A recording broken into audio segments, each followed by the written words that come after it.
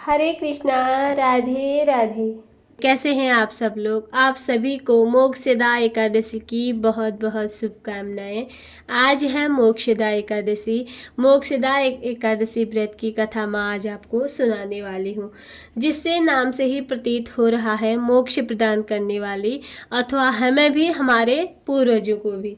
तो इस कथा इस प्रकार से है मोक्षदा एकादशी की, आप लोग जरूर से सुने। मार्गशीर्ष शुक्ल मोक्षदा एकादशी। युधिष्ठिर बोले, हे देव, बड़ा संदेह है, इस कारण संसार के हित के लिए आप से पूछता हूँ। मार्गशीर्ष शुक्ल पक्ष की एकादशी का क्या नाम है, उसकी क्या विधि है, उसकी विधि मुझसे कहिए। श्री कृष्ण बोले, हे राजन, तुम्हारा प्रश्न बहुत सुंदर है।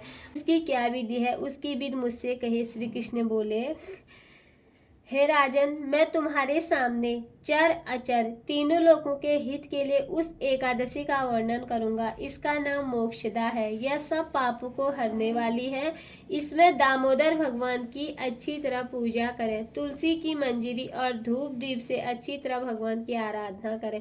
हे राजेंद्र, मैं पुराण की कथा कहता हूँ, उसको सुनो। जिसके माता पिता पुत्र अधोगत में हो, वो इस कथा के पुण्य के प्रभाव से निसंदेह स्वर्ग को चले जाते हैं। हे राजन, वैष्णवों से सुशोभित चंपक नामक सुंदर नगर में प्रजा की पुत्र की तरह रक्षा करने वाला बैखान नामक राजा था।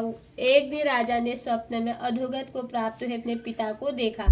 यह देखकर उसे आश्चर्य हुआ। उसने ब्राह्मणों से स्वप्न में वृत्तांत कहा। हे ब्राह्मणों, मैंने स्वप्न में अपने पिता को नरक में पड़ा हुआ देखा है। पिता ने मुझसे कहा कि हे पुत्र, मैं अधोगत में हूँ, मेरा उद्धार करो। स्त्री पुत्र मुझे अच्छे नहीं लगते, मैं क्या करूँ? हे ब्राह्मणों, जिसके द्वारा मेरे पूर्वजों को मोक्ष हो जाए, ऐसा दान व्रत तप योग कुछ बतलाइए। ब्राह्मण बोले, हे नृप, यहाँ पर्वत मुनि का आश्रम पास में है। वह भूत भविष्य वर्तमान सबको जानते हैं।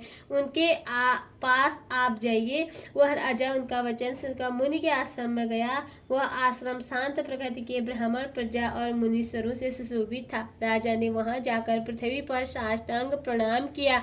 मुनि ने राज्य के सातों अंगों की कुशल पूछी और कहा कि तुम्हारा राज्य निष्कंटक तो है?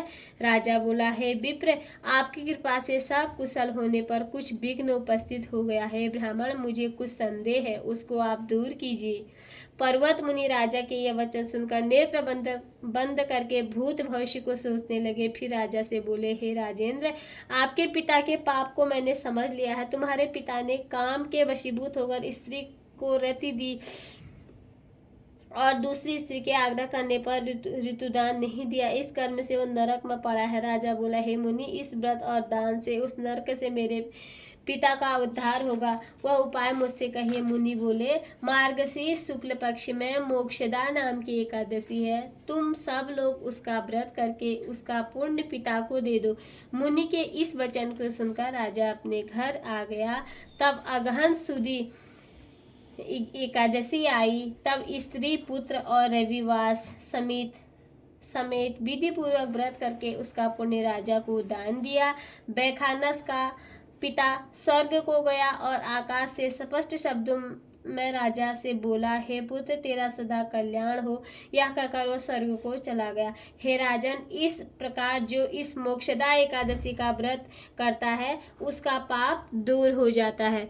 बोले भगवान श्री हरि विष्णु की जय। विष्णु भगवान की जय। जय लक्ष्मी नारायण भगवान की जय। हरे कृष्ण कृष्ण कृष्ण हरे हरे, हरे राम राम राम हरे हरे।